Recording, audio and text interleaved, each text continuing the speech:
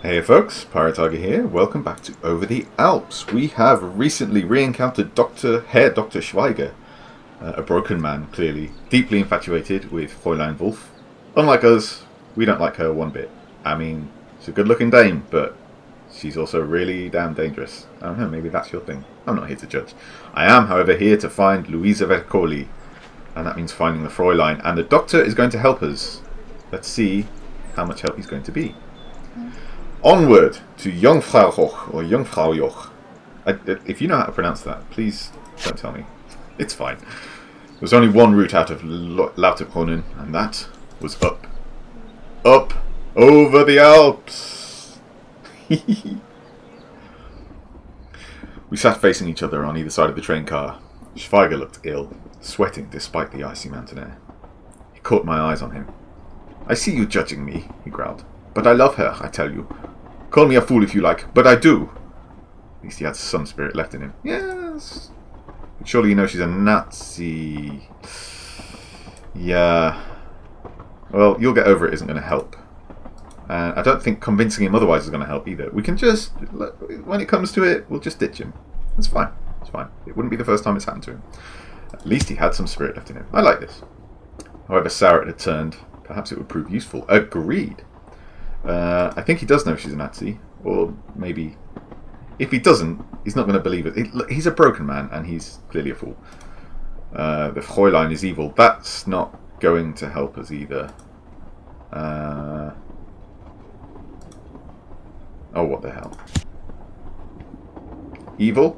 You think she is some kind of witch, I suppose? Because she is a woman of strong political conviction, Schweiger replied, sounding indignant. You may not like that, but I find it very modern. Yes, a modern Nazi. But Schweiger, as a doctor, you must see how wrong her ideas are. Yes, of course, there were no Nazi doctors. Yes, when patriotism leads to tyranny and murder. I saw then that Schweiger had been lost years before the Fräulein met him. Yes, quite, exactly. We're not going to get anything. This is fruitless. It's pointless engaging with Nazis. A rejection, perhaps. Some minor defeat. A lost fencing match? Something had planted hate in him like a scratch inside his belly, and it had festered over years. You British don't understand what it was like for us at the end of the Great War. You tore our empire apart. Do we not have a right to rebuild? He was nodding like a boy, proudly telling his father what he'd learned in school that day. Yeah, this was pretty much the standard rhetoric immediately preceding the Second World War, wasn't it? Damn it, man, can't you see the Nazis are leading Europe into another war? Yeah, he can see that, clearly. And when the Nazis come for you, for your family? Damn it, man, must you blindly accept everything your government tells you? There is probably the most compelling argument that we've got with this guy. He won't believe that the Nazis will come for his family because these fascists never believe that it will actually come down to them because they don't understand how it works long term. This one though, this is needling his pride and his ego. So might give us something. God, this is good writing. God, this is good writing. I could ask the same questions of you, Englishman. My government doesn't go around murdering its critics. I shouldn't have bothered arguing, Aubrey. Their way of thinking cannot be defeated by reasoned argument. It speaks only the language of violence and power. Nazism is a vicious cancer. Our only course is to sharpen our knives and cut it out before it spreads. Hell yeah. Hell yeah. That was a very inspiring little interaction there, I think. I hope it was for you too. Jungfraujoch. Ooh, an observatory. How exciting. This is gorgeous. Let's see what awaits us here. Or maybe it's a massive gun. We rode the elevator up to the peak of the mountain in silence. At the top, I threw open the cage door and stepped out into a narrow gantry. This is starting to feel very Bond-like. I tell you, Aubrey, it was the roof of the world. I've never had a problem with heights, but this was perhaps my limit. Nah, go to hell. Lethal drops on either side. Okay, Mr. Grimdark. I think this is a beautiful sentiment. The view below was an enormous white void, a vast valley spanned by a frozen river of compacted ice, the Alps Glacier. I turned to look at the brick building behind me. It was topped with a telescope dome, some kind of observatory. There was no way the Fräulein could have doubled back, and nowhere for her to hide. She's inside? Herr Schweiger asked. She must be. Okay. He is going to be turned to her side the very second we step through that door, so we've got to be super careful here. Maybe it wasn't a good idea bringing him. Asking him to wait outside, I don't think it's going to work. Yeah, we need to be prepped. We took the Mauser for a reason. It's time to use it. If you hurt her, I will throw you over that balcony. I ignored him and pushed my way inside the observatory. I headed for the door. It's not going to let us shoot her. Man, is this gun ever a good idea? I guess we're about to find out. Ugh, nervous. Okay. I seem to be having trouble getting the mouse to interact. There we are. In we go. Again. Oh, the change in atmosphere. This is just like the tunnel. Entering the observatory was like stepping into the guts of a gigantic metal beast. Cables and pipes snaked from floor to ceiling. Workbenches were laid out with brass spheres, meshed boxes, mechanical contraptions, spinning discs. Charts and star maps plastered the walls. This is gorgeous. Gauges ticked. Needles scratched out graphs on rolls of paper. Okay, that's just more description, not very useful. All very interesting, I'm sure. I looked under the tables first. Yeah, I don't think she's going to be under the tables, but I mean, at least it's something. Nothing. There was no one here. Schweiger tore through the room in a fury. I thought he might start pulling machines from the walls to see if the Fräulein was hiding behind any of them. You said she would be here, he yelled. She has to be here! Oh, there's a room above. The far end of a door led into onto a narrow balcony. Okay. A storage locker leant against one wall. And there was a trap in the floor. I do kind of want to push him in the storage locker. This is getting annoying.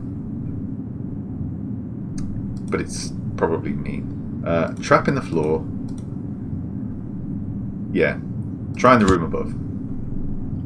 Schweiger dashed up the stairs. With him out of the way, I could look around properly. Yes, quite. The far end of the door. And a trap in the floor. Okay. I don't think she's going to be in the storage locker. But now that he's not here, I'm not running a risk of anything horrible happening by checking. I pulled it open, but there was nobody stashed inside. Just some old skis, gloves and boots. Worth checking. Which way do we want to go? The trap or the narrow balcony? Now, I'm not entirely sure how the mechanics of this game work. I've been playing a lot of stamps of this Dramatis Personae variety. I don't know if that's been like increasing my aptitude in this area, like a skill thing, or if these stamps are just a colourful way of saying, hey, this is the kind of choice you're about to make. I honestly don't know. So, I mean, I did set up at the beginning that I was a charming man, so that seems to have had an effect, but I don't think I've had a change in character through the rest of the game. So I don't think, even though I've used far more of these blue stamps than these kitty purple ones, I don't think it's going to matter which one we choose in terms of our current abilities. There is probably a correct and an incorrect choice. I feel like we should have just taken the skis and the gloves and boots and skied down the mountain and gone full James Bond, but that doesn't seem to be happening, although this is very definitely the set of On Her Majesty's Secret Service. Let's check the door onto the narrow balcony. I opened the glass doors, stepped outside, and caught my balance quickly. I was standing at the head of a great long table. Mountains with misty heads of hair were seated on either side. The Alps glacier was our tablecloth, sheer white and freshly pressed. 2 black ants were crawling slowly across it, one in front, the other behind. They were heading towards a small dark notch at the base of one of the mountains. Another tunnel! They reached it and disappeared. The meaning of what I'd seen was quite clear to me, yes. Forgive the poetry, Aubrey, but it was really big. I blinked, unsure of my vision. If my vision were as blurred. No, this is the real thing. Let's go, let's go, let's go, go, go. I locked the position of that black notch in my mind as best I could. I went back inside. To the storage locker? Yes, I think we need the things. We definitely need the things. What else could I do, Aubrey? Schweiger was distracted. There was no time to lose. I strapped on the skis and launched myself over the balcony, boy! A moment later, I was tucking down the slope below. Here goes, baby. It's another race. The Fischer Gable horn. Ooh, terrible weather. I managed to keep my hat on there. That's quite impressive. I skied fast and hard, down the slope from the observatory and onto the glacier below. The snow was firm, not fresh, and I soon picked up a set of ski tracks to follow. There were sledge tracks weaving in and out around them. Then up ahead, I caught sight of the entrance of a military bunker carved into the base of a mountain. Some kind of storage facility, perhaps? Part of Switzerland's vast network of alpine defences? Oh, baby. There didn't seem to be any way to approach the bunker except head-on, or Fräulein was keeping Louisa alive, it seemed, but for how much longer? Yeah, I mean, that much is obvious. I don't think it's a question that's worth answering right now. We're just going to try and get through as soon as possible. But whatever. Let's just go with it. If there were guards watching, I would have to do some pretty sharp skiing to stay alive, especially if they had a mounted gun. Yeah, but I'm... Act 4, checkmate. Is this it? What is it coming down to? Goat! Goat! There's a goat on the roof. Meh. I love him. I approached the heavy steel door of the bunker. The off-white paint, much of it peeled and chipped, appeared yellow against the snow. Okay, when was the snow not yellow? Don't eat snow where the huskies go. What were German agents doing in a Swiss military bunker? I wonder. I couldn't see any way to open a door. Oh, I stashed the skis outside and pointed down. Yeah, I think this is the way. We need to hide. I waited, like a leopard in the long grass. Perhaps a soldier would come out to relieve himself, or to scout the slope. Perhaps the Fräulein herself, having delivered Louisa, would be returning to whichever hole she had slithered out of. An hour went by. No change. The cold was now seeping through my clothes. I had plenty of time to take in the scenery. I was, I realised, in the very heart of the Alps, alone, with only a pair of borrowed skis. Okay, so that didn't go very well. There's only one thing I could do. Okay, I do need to sort of consider what they're doing in the Swiss military bunker. The bunker appeared old, abandoned perhaps, quietly occupied then to serve as a covert German base. I guess there's only one thing I can do. I rose up out of the snow. I paced over to the door. I knocked on it. Checkmate. Oh, the tension's killing me. Come on, goatee friend. Off you go. Don't get involved in this. I knew you'd come, she smiled. Although I had been hoping you would rescue me, not get captured yourself.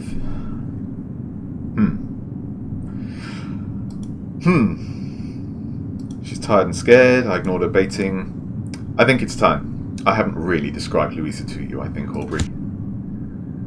Tall as me, although she holds herself as if she wishes she were shorter.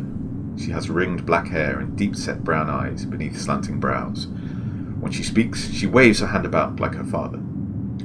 Watching her talk with wrists tied to a chair is like watching a normal person trying to talk while wearing a gag.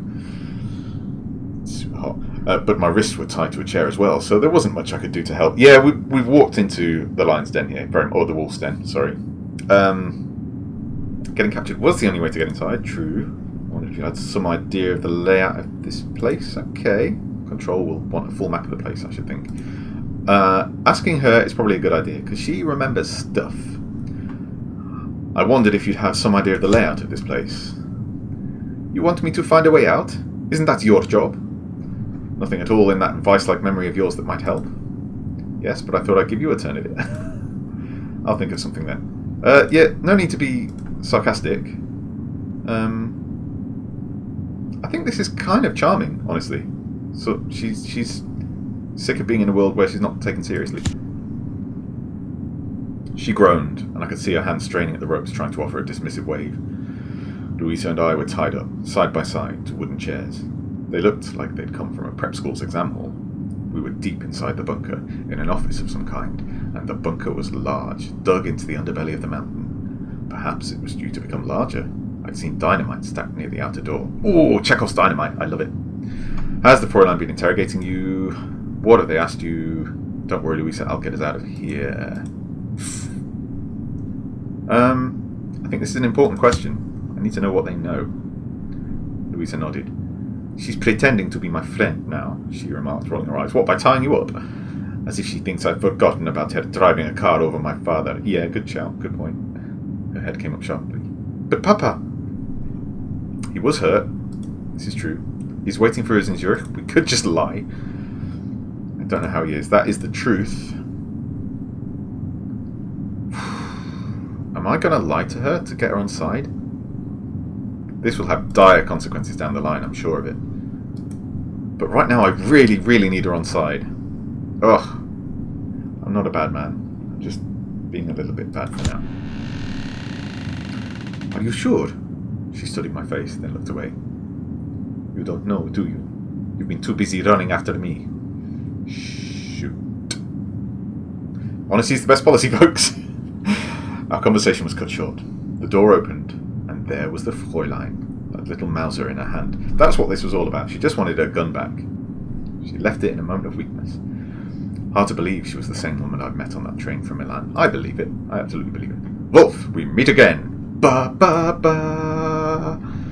Was she alone, I wondered? Good question.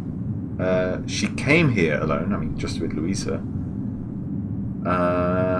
And clearly she was the one who answered the door, because when we knocked on the door, otherwise we'd know. We'd have seen somebody already. And if she's the one who answered the door and she's the one who tied up Louisa, I guess she is alone. So that seems like a wasted question, or a wasted interaction.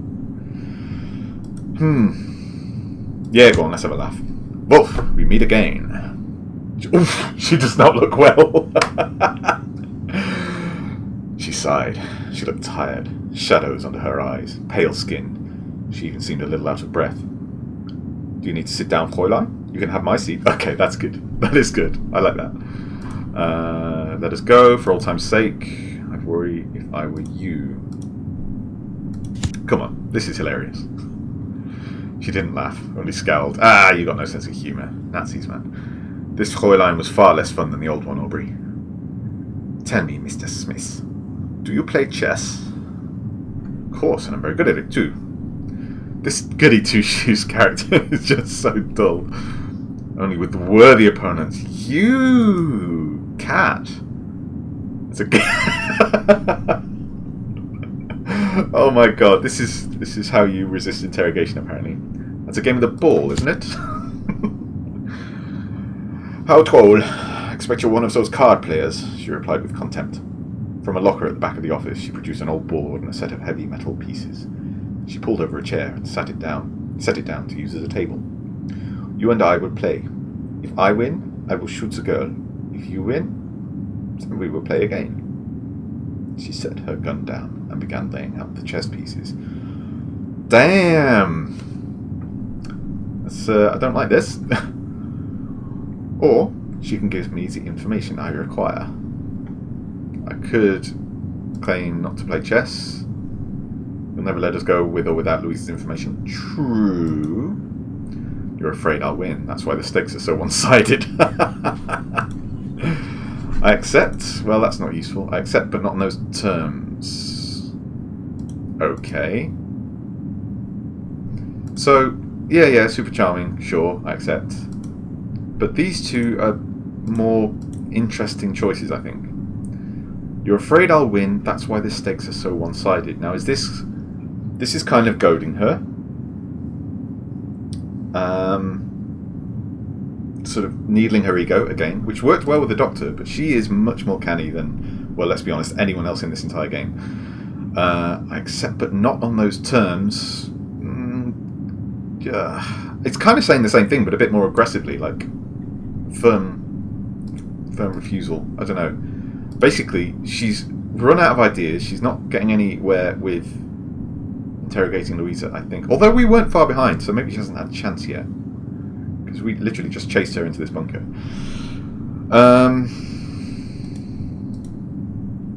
I think this is a really interesting answer. I just like it because it's cleverer than anything I would have come up with in this situation. That's why I want to choose it. So, let's try it. That gave a pause.